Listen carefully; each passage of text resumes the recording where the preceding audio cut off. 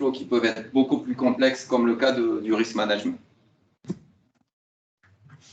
Donc, Omega 365, c'est un groupe privé norvégien qui a été établi en tant que groupe en 1991, en tant que simple société dans les années 80.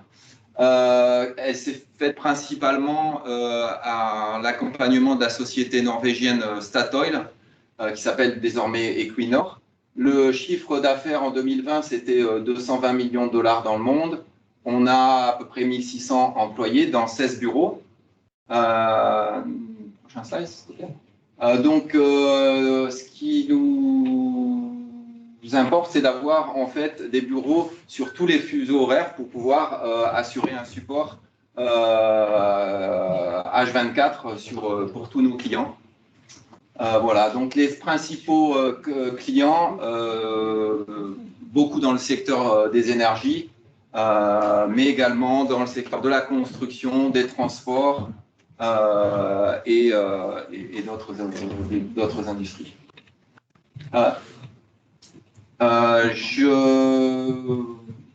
Je reviendrai plus en détail sur tous les produits PIMS. Les produits phares, donc c'est le document control, le completion management. Donc ça, c'est des gros modules clés. Et ensuite, on a divers produits qui viennent s'intégrer, notamment avec le Workflow Engine, donc avec tous les workflows qu'on va voir avec, pendant la démonstration en fin d'exposé. Okay, merci. Donc maintenant, je vais parler en fait de... Non, tu peux laisser sur cette slide. Donc tous ces modules sont intégrés dans une solution logicielle PIMS, qui est une solution logicielle développée par Omega. Donc c'est un outil principalement pour la gestion de projet pour des clients dans le secteur de la construction. Donc chaque module peut être indépendant et intégré ou non dans la solution selon le besoin du client. Donc pour illustrer mes propos, je vais prendre un exemple d'un contrat avec un client du secteur des énergies. Donc ce contrat demandait des délais courts de migration des données sur la nouvelle solution et une mise en service rapide. De plus, les projets de ce contrat sont répartis sur tous les continents, donc des utilisateurs internationaux. Ce même client récemment a fourni une synthèse du plan d'assurance de sécurité de PIMS. Donc, comme on peut le voir, plusieurs points sont conformes à 100% à ce qui est demandé. Donc, par exemple, on peut voir la disponibilité, la sécurité du monitoring et la réponse aux incidents. Donc, ces taux à 100%, on va pouvoir le justifier grâce à une solution cloud. Yes. On a juste un petit souci avec le réseau, là, parce que la présentation s'est déconnectée. En fait. Ah. Donc, pour cette présentation, je vais développer plusieurs points. Donc, une mise en route rapide, un monitoring plus efficace, une scalabilité et la disponibilité globale aux utilisateurs.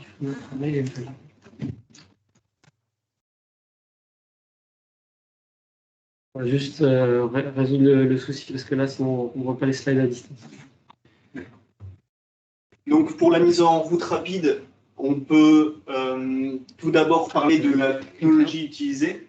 Donc, la technologie utilisée, c'est AppFram. AppFram, c'est un framework développé par Omega.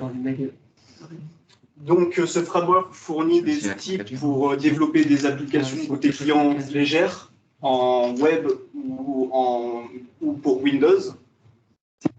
Tous les calculs, les plus gros calculs sont passés via API au serveur, l'API qui est développée avec Microsoft.NET. Et une partie de la sécurité est intégrée directement dans la base de données qui utilisent Microsoft SQL Server. En ce qui concerne la structure, enfin le service cloud, on utilise Microsoft Azure. Donc Microsoft Azure parce qu'il permet une intégration complète de Office 365, également SharePoint, SharePoint qui est un outil utile pour la gestion documentaire, ainsi que Power BI qui est un service pour faire des statistiques sur les données.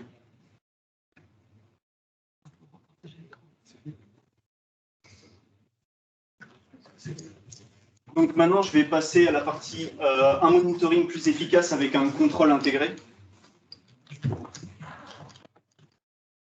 Tu en as pas, ouais.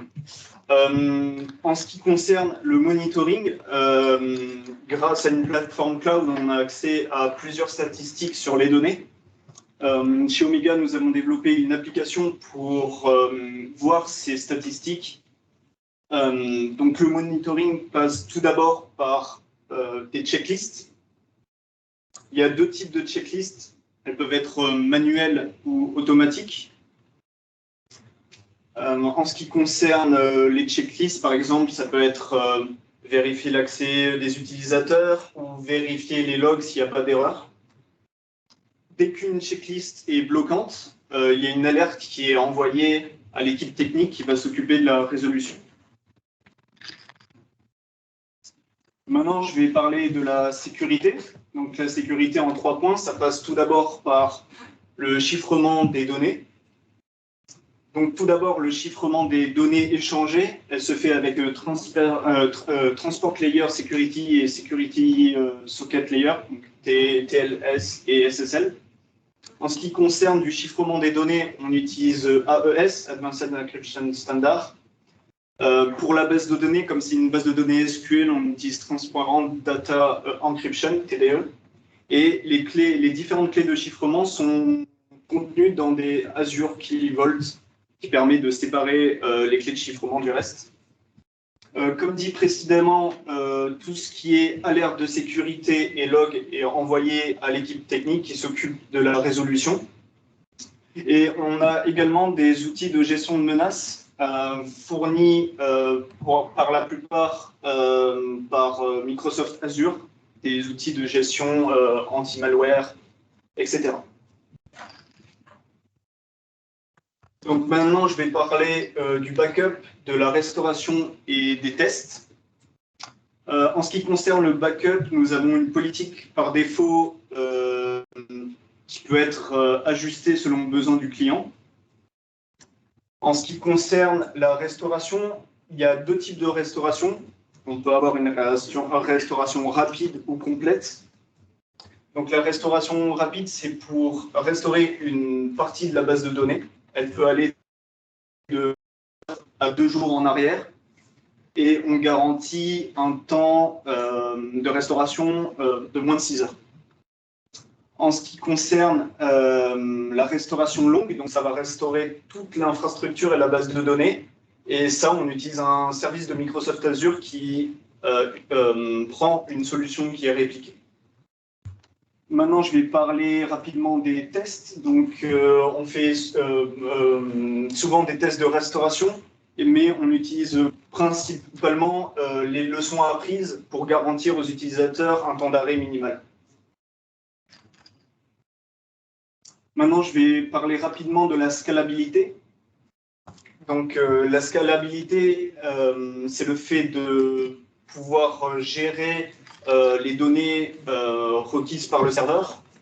Donc, l'intérêt avec une plateforme cloud, c'est qu'on n'a pas besoin d'interagir en présentiel sur le serveur. Ça peut être fait à distance via une interface et sans délai d'attente. Également, la scalabilité a une grande flexibilité, c'est-à-dire que, par exemple, lors d'un lancement d'un projet, si on a un pic d'activité, on peut augmenter les données et ensuite on peut tout à fait les réduire si l'activité baisse. Donc maintenant, je vais parler de la disponibilité globale et de l'accessibilité. Donc en 2020, on a eu un niveau de disponibilité de 99,93%, ce qui est équivalent à juste seulement 6 heures de non-disponibilité en cours de l'année 2020.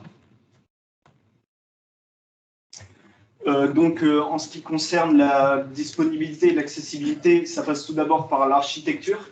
Donc, comme on peut voir, côté client, l'utilisateur peut accéder à l'application en utilisant son ordinateur, son téléphone ou directement en l'intégrant dans leur système, dans leur propre système. Donc, en fait, l'utilisateur, pour accéder à la solution, il a juste besoin d'une connexion Internet ADSL qui est suffisante. Donc, maintenant, également, pour garantir la meilleure accessibilité possible aux utilisateurs, on utilise plusieurs data centers Azure qui est réparti sur tous les continents.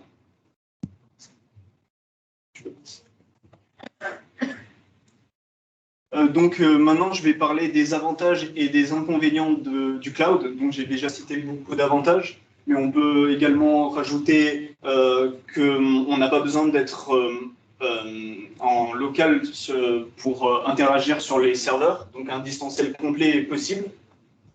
De plus, l'infrastructure et une partie de l'infrastructure est gérée par un prestataire, donc c'est un gain de temps. De plus, les technologies utilisées permettent une grande puissance de calcul et la scalabilité permet une flexibilité des ressources.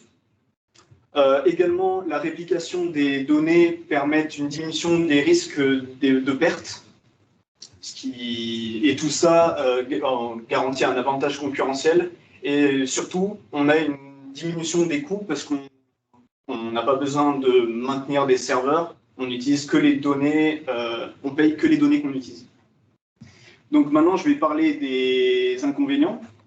Donc un des inconvénients, c'est le besoin d'une connexion Internet. Bon, c'est-à-dire qu'on ne peut pas accéder à l'application en local, mais une connexion ADSL est suffisante pour des utilisateurs standards. Donc ce qui était un avantage qu'une partie de l'infrastructure est gérée par un prestataire peut être aussi un inconvénient. De plus, on a besoin d'une équipe qui est formée pour ces technologies précises, donc une formation dans le cloud. Le prestataire, on a besoin d'avoir un contrat clair et sécurisé au niveau des accès aux données. Et on est également dépendant de ce prestataire pour la sécurité. Et ce qui peut être très intéressant et très pertinent, c'est de choisir un professionnel qui vérifie le niveau de sécurité de notre application. Donc nous, par exemple, on a passé la certification ISO 27000. Et donc maintenant, on vous propose de faire un live démo sur PimStage. Alors, peut-être qu'on fait la série de questions avant de passer dessus. Est-ce que vous avez des questions, revenir sur des slides?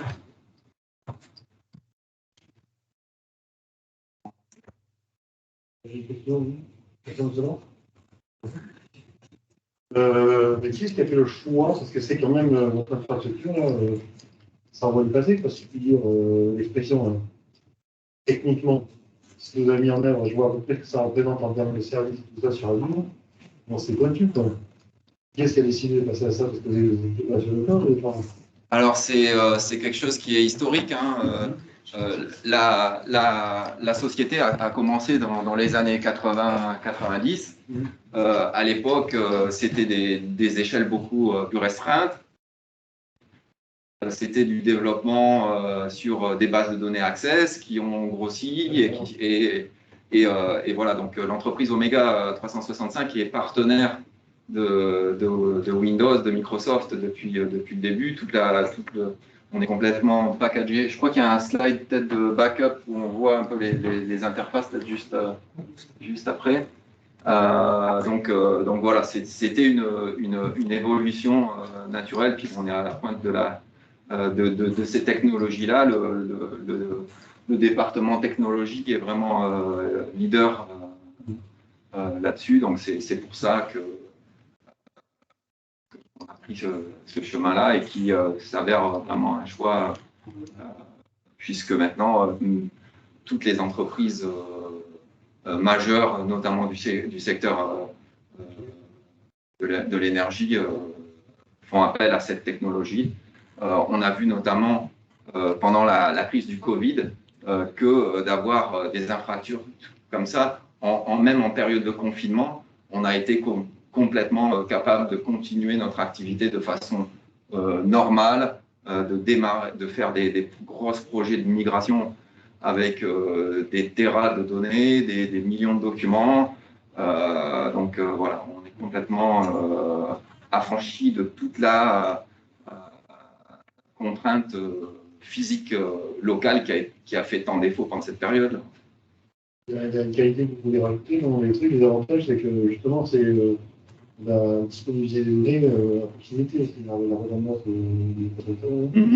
C'est vrai que pour les gens qui travaillent internationalement, c'est quand même important d'avoir cette accessibilité à la donnée rapide.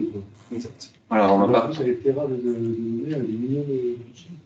C'est ça que vous gérez. Donc, on fait des tests de restauration, c'est toute l'infrastructure en fait, qui est restaurée, c'est ça qu'on fait des tests, y compris les serveurs. Tu veux répondre? Ouais, tout à fait. Donc, du coup, en fait, la restauration peut être faite soit de manière complète, donc on restaure toute la base de données avec l'intégralité des données, donc les millions de téraoctets, les centaines de téraoctets qui sont dedans, soit on a la possibilité sur 2 jours de restaurer une partie des données qu'on a bien ciblées. Donc, pour pouvoir faire ça, il faut d'abord cibler la perte de données et donc diagnostiquer les données qui ont été perdues. Mais à partir de ça, on peut facilement donc, restaurer l'intégralité des données perdues parce que donc il y a une redondance déjà qui est faite en local. Donc sur le data center, prenons pour exemple celui d'Europe. Donc il y a déjà 3 copies en fait de la même base de données donc sur le même data center, sans compter la redondance RAID donc du coup entre les data centers qui permet une disponibilité voilà presque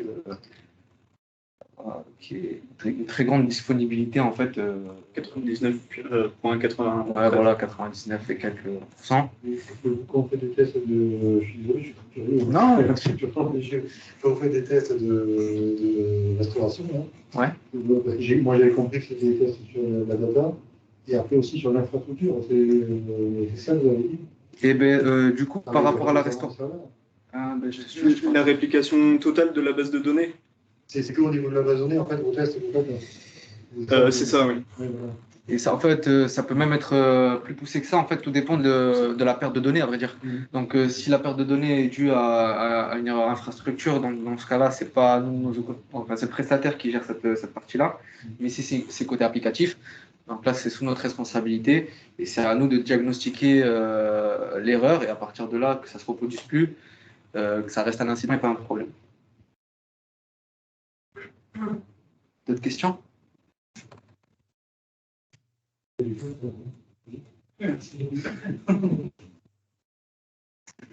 Je pense qu'on peut. Allez, on va passer donc démo. À la démo.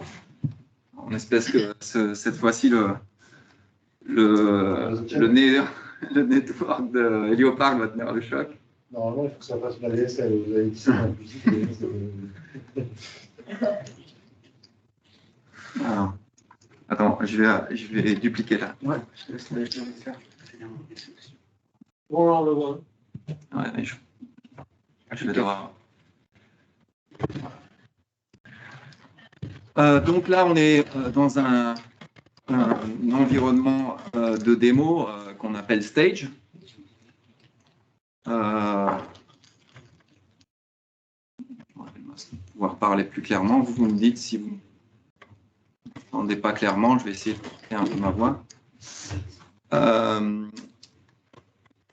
Donc, l'interface utilisateur se présente comme ça. On a différents menus avec les grands modules. Et donc, pour cette démonstration, on va se focaliser sur le module de risque. J'ai un problème de connexion. Hein.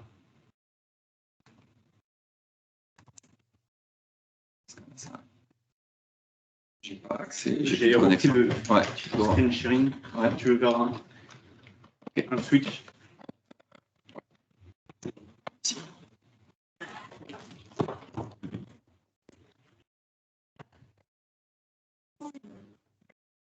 Je suis sur le même réseau, du coup.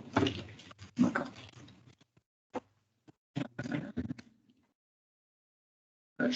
C'est bon, qu'on est partagé là? C'est bon. C'est bon? Ok.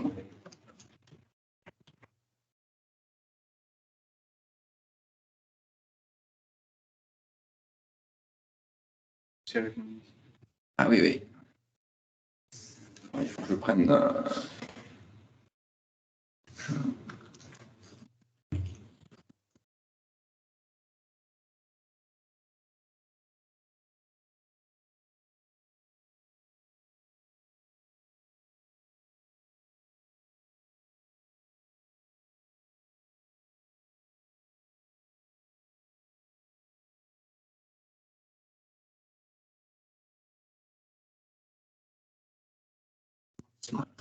C'est bon, c'est reparti. Hein.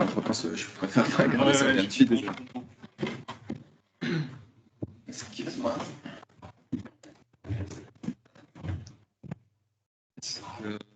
Donc, tu aurais fait partage, je vais reprendre le partage. Vas-y, tu peux. Tu débranches ton partage.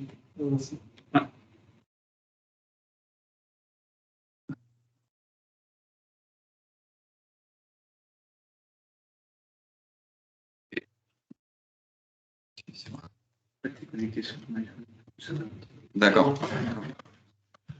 Donc, typiquement, la majeure partie de nos applications sont accessibles donc, depuis des régisters.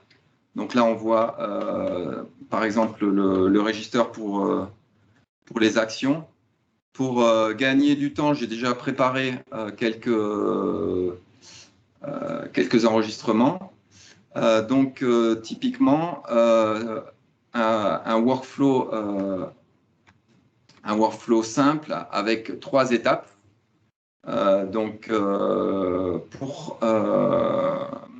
Avec une numérotation automatique des actions, un accès donc au process. Donc, comme je vous ai dit, ce workflow est vraiment très simple avec 3 étapes.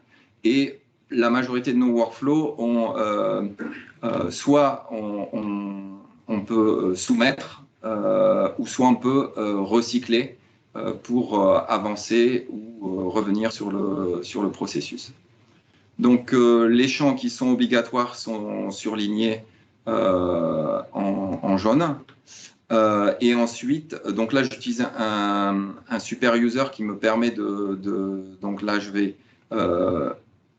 vais signer avec mon utilisateur, mais également, je peux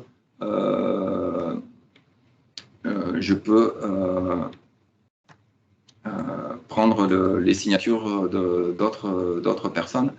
Donc, comme vous pouvez le voir, en fait, le schéma, le process principal est préétabli, mais en fait, ces workflows sont dynamiques puisque c'est en fonction des choix des utilisateurs qu'on va sélectionner que les personnes vont être prises en compte pour les signatures des steps suivantes. Donc, si l'utilisateur oublie de mettre des informations obligatoires, le système fait des rappels. Voilà, a priori, on devrait être bon.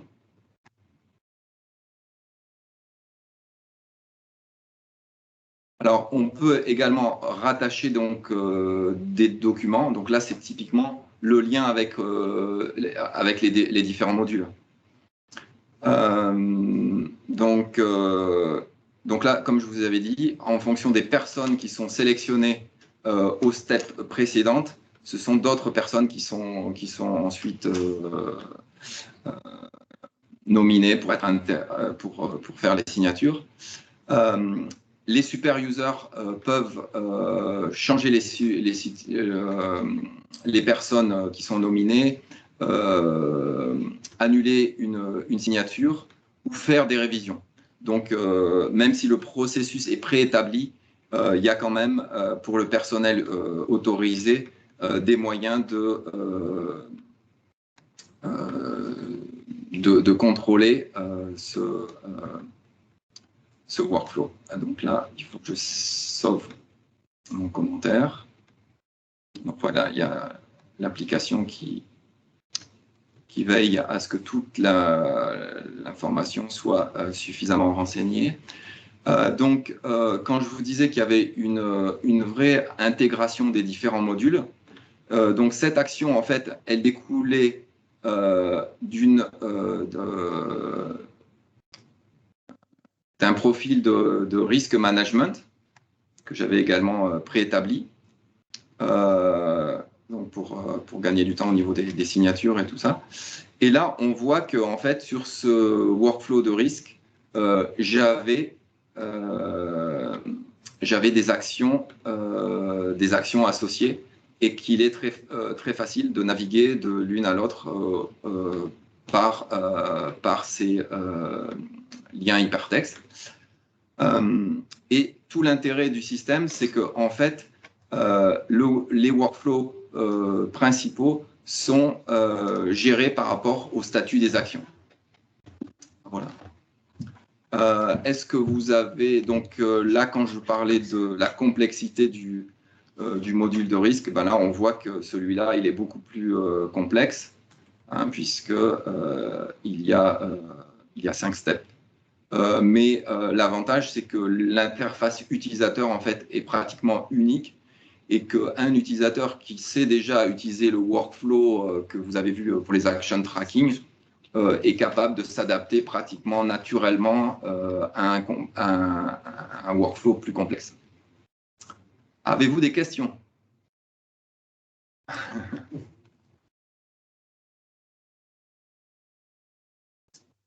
Voilà, alors bien sûr, il y a des possibilités de faire des rapports, de faire du reporting. Il y a une traçabilité complète. Donc, typiquement, on peut voir des logs avec toute la traçabilité complète de toutes les modifications là qu'on vient de faire ensemble. Elles sont complètement loguées dans le système. Cette information est disponible pour les super users. D'autres points à détailler? Oui, très pointu, quoi. C'est très spécifique. Voilà, bon, c'est les impératifs des grands projets, il faut vraiment tout tracer. Donc, je pense avoir fait le tour.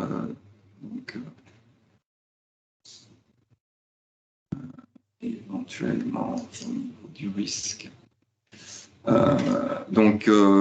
L'avantage aussi de la solution, donc là c'est les spécialistes qui pourraient vous parler plus de ça, mais l'utilisateur, le end user en fait a la possibilité de complètement personnaliser donc son écran en choisissant ou pas de rajouter ou d'enlever des informations et a la possibilité d'exporter soit sur PDF ou soit sur Excel, cette information-là.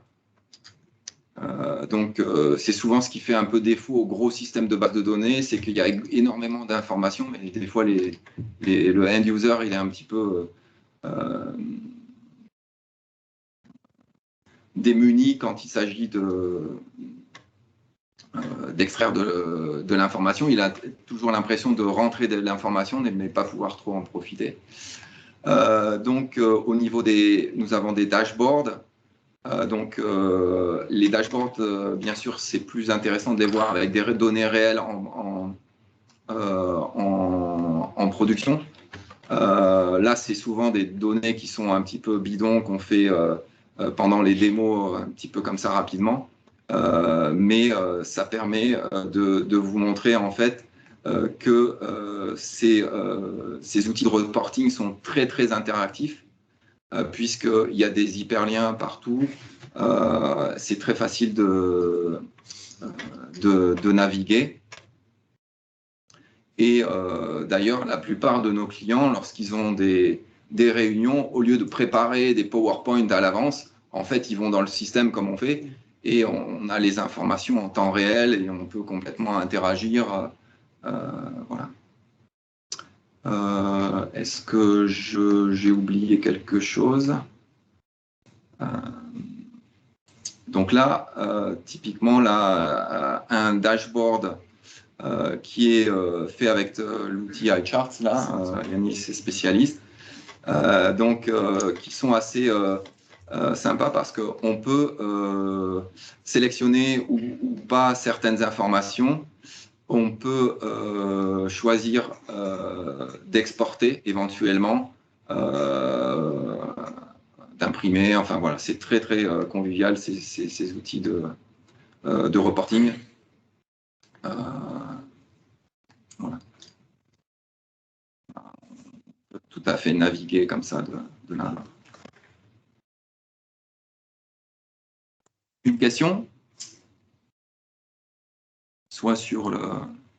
J'ai une question idiote. Je ne sais pas si c'est autorisé. Tente toujours. D'ailleurs, c'est le dieu nordique. Alors, c'est une base de données de démo. Voilà, c'est un dieu nordique, je pensais que c'était un clin d'œil aux origines norvégiennes. Ah oui, ouais, complètement. Ça a été préparé par nos collègues de Norvège. Donc, ah, c'est vrai? Oui. Voilà. On a également Thor, Odin. C'est vrai. Ouais, c'est vrai. Voilà. Pour la France, on a Eiffel. Donc, voilà, nous on a notre projet Cocorico, mais c'est encore. Voilà. Écoutez, on est un petit peu en avance sur l'horaire, mais est-ce qu'on a éventuellement des questions online? On a perdu malheureusement avec la perte de connexion, on a peut-être perdu des. Non, parce que moi j'étais toujours connecté, mais d'accord. Il n'y a pas de questions dans le chat. Alors je vais reprendre le fil de la présentation pour être sûr qu'on n'a rien oublié au niveau. Voilà, c'était. J'ai une question. Oui. L'utilisation du cloud, vous connaissez les avantages et inconvénients. Dans votre cas d'utilisation, c'est une appli web qui est hébergée directement au Azure, je suppose. Alors en fait, pour répondre à cette question, en gros, ce qui est hébergé sur le cloud, c'est principalement la base de données. Il y a la partie serveur également, donc tout ce qui est langage serveur en ASP.NET. Et enfin, donc, on a les applications front-end qui peuvent être soit en web. Donc c'est ce qu'on propose actuellement à nos clients côté énergie, mais on a aussi également donc une application qui peut être, enfin on a une application qui est en dur, donc pour Windows, voilà, Linux, Mac, etc. Donc ça nous permet également de nous connecter à la même et unique base de données donc, qui intègre toutes les données. Et enfin, on a aussi donc, des applications donc, qui peuvent être pour Android ou pour iOS, développées sur Flutter, qui permettent d'accéder justement aussi à ces données. L'objectif, c'est d'avoir en fait une source de données unique et de pouvoir après communiquer avec n'importe quel device et fournir les mêmes informations à tout le monde en temps réel. Voilà. Même l'application web est hébergée sur le cloud ou... Tout à fait. L'application web est hébergée sur le cloud. Et donc nous, en fait, la technologie app, tout ça, ça fait partie d'une seule technologie. Donc la technologie AppFrame, donc qui a été développée par Omega. La technologie AppFrame comprend donc du coup tout ce qu'on vient de voir, hein, le client lourd, le client web, le client mobile, mais également du coup aussi, je me suis perdu dans mes explications. Et du coup, en fait, voilà, cette technologie comprend Est-ce que tu peux me répéter ta question, s'il te plaît, Gérald? Non, je pense que je rebondissais sur la question de monsieur. Oui, c'était l'application web était hébergée sur le cloud. C'est ça. C'est tout l'écosystème qui est sur. Tout l'écosystème est sur le cloud, voilà. Et donc on a aussi la possibilité. Je sais qu'un de nos clients nous a demandé donc d'avoir la possibilité de gérer ses documents en offline. Donc à partir de là, on a, que ce soit pour le web, on a donc la progressive web app qui est implémentée avec des workers qui travaillent sur garder les données donc en local, etc. On a également aussi le client lourd qui fait le même travail en fait et qui permet également donc de travailler sur des données offline. Voilà. Voilà. Tout ça, ça fait partie d'une seule et même technologie, donc AppFrame. Et donc c'est un framework en fait, tout simplement, c'est un framework qui intègre tout ça, qui intègre également donc un workspace de développement. Donc, nous, en tant que développeurs, on a la possibilité de développer directement sur l'application via un peu comme Visual Studio Code, mais web et propre à Omega. Et on a également la possibilité de développer tout ce qui est SQL aussi via cette interface. Donc, c'est des choses qui sont vraiment utiles, en tout cas très friendly pour nous les développeurs. On n'a pas besoin vraiment d'avoir 10 000 applications pour développer. On n'en a qu'une seule et elle fait tout. Ils ont bien bossé depuis Access. C'est ça. Exactement.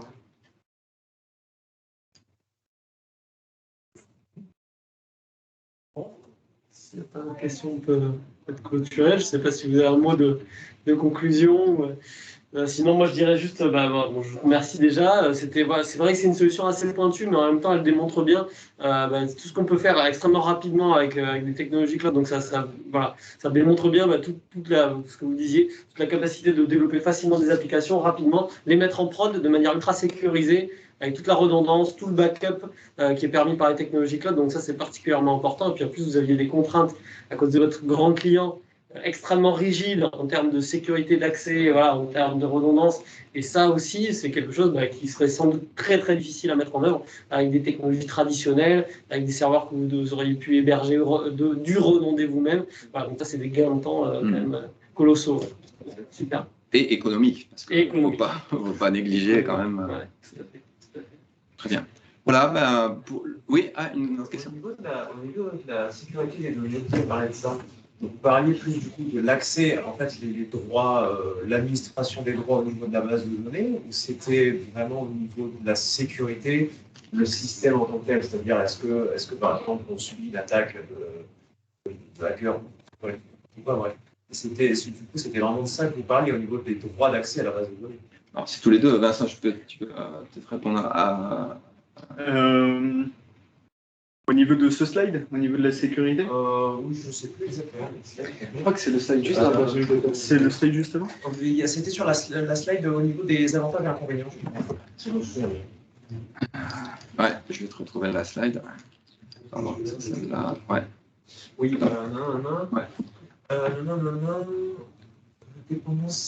dépendant d'un prestataire pour la sécurité.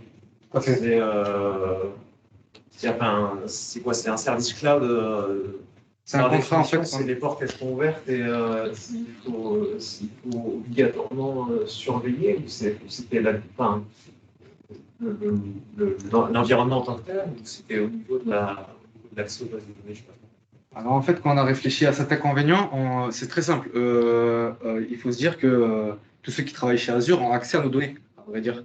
Car c'est des ingénieurs qui sont chez Azure, donc ils ont la possibilité à tout moment d'avoir accès à ces données. Et comment on peut limiter ça et vraiment encadrer cette partie-là? C'est vraiment avec un contrat avec notre prestataire, donc Azure notamment, où on délimite vraiment les risques en cas de fuite de données qui n'est pas sous notre responsabilité. Vraiment, là, on parle de la responsabilité du prestataire, s'il y a une fuite de données de leur côté, s'il y a un temps d'indisponibilité qui a été dépassé, ou d'autres, il y a plein de caractéristiques. Au niveau confidentiel. Alors ça, je voudrais quand même le revérifier parce que je pense qu'il y a des systèmes de double encryption, des choses comme ça. Et c'est ça, vraiment pour le chiffrage des données, ça, il n'y a aucune donnée qui est en clair, surtout en termes de données sensibles, notamment les noms, les prénoms, les adresses, les numéros de téléphone.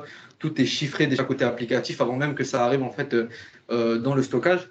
Et après, côté stockage, c'est également chiffré donc, en AES 356, si je ne me trompe pas. Et, donc, oui. Je ne sais pas pour Azure, mais je sais que pour Amazon, ils communiquent cette information qui est que les personnes, y compris dans Amazon, ne peuvent avoir accès aux données. Leur personnel ne peuvent pas accéder ni lire les données qui sont dedans, qui sont toutes codées. C'est ce qu'il disait Amazon dans le logique. On va dire que ça doit être à peu près la même chose. Voilà, actuellement, tout le monde s'est réaligné. Ouais, une autre question. Sur mon cas, mais les bases de données de vos clients, ils sont extensibles par client, justement. Vous avez une base de données par client quand ils arrivent sur le cloud. Nous, en fait, on a une base de données par client et aussi par data center. C'est-à-dire qu'on essaie de rapprocher au plus près les données du client, et notamment pour des questions d'RGPD pour nos clients qui sont en Europe. Donc, ouais, après, il y a plein de contraintes. Des fois, c'est des contraintes plus géopolitiques que techniques. C'est très compliqué. Il y a pas vraiment une solution. C'est presque, on peut dire, c'est du cas par cas. Parce que on peut dire que si on compare, par exemple, même des sites éloignés, la situation en plein milieu je sais pas, si tu compares Singapour et un pays voisin beaucoup moins développé, ça peut influer. Donc voilà, c'est même en Afrique, tous les pays africains sont clairement pas à la même enseigne en termes d'accès. Donc voilà, c'est ça qu'on veut dire. C'est pas facile d'exprimer un problème technique et géopolitique en restant amateur. Juste, donc vous avez une appli en connect les DLS sur le cloud et vos clients ne parlent dessus avec leur application, c'est ça? C'est ce que j'ai compris. En fait, nous, on gère toute la partie application, donc que ce soit le .NET, que ce soit l'application front-end, etc. En fait, le client a tout simplement une URL et il accède à son application en fonction de l'instance à laquelle il appartient. Notamment pour Saudi Arabia, on a donc une instance qui correspond. On peut pas rentrer dans les questions confidentielles, mais voilà, on a vraiment des data centers qui sont propres à chaque client. Et le client, lui, il demande sa prestation, voilà, il a accès au site web, tout simplement. Il n'y a pas de question technique derrière. Ils peuvent aussi intégrer dans leur propre système notre application grâce aux API. Alors, je pense que dans ta question, il y avait quand même une question par rapport aux pénétrations test et tout ça. Ouais. Donc là, on est aussi, on fait des tests en interne, on fait des tests par des prestataires extérieurs et vous comprenez bien que le type de clients qu'on a, ils font des tests en interne également, très poussés et qui font appel aussi à des entreprises spécialisées. Et là, on est tout à fait dans les clous et c'est vraiment c'est notre raison d'être. Hein. Voilà, on n'a pas le droit à l'erreur à ce niveau-là. Encore une question là, les questions, les langues se délient. Bien.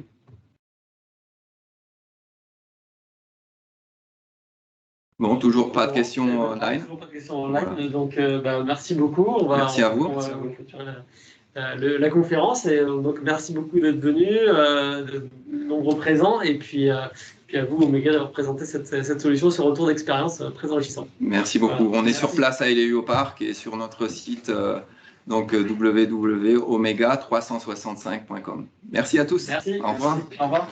Merci. Bravo les gars. Merci.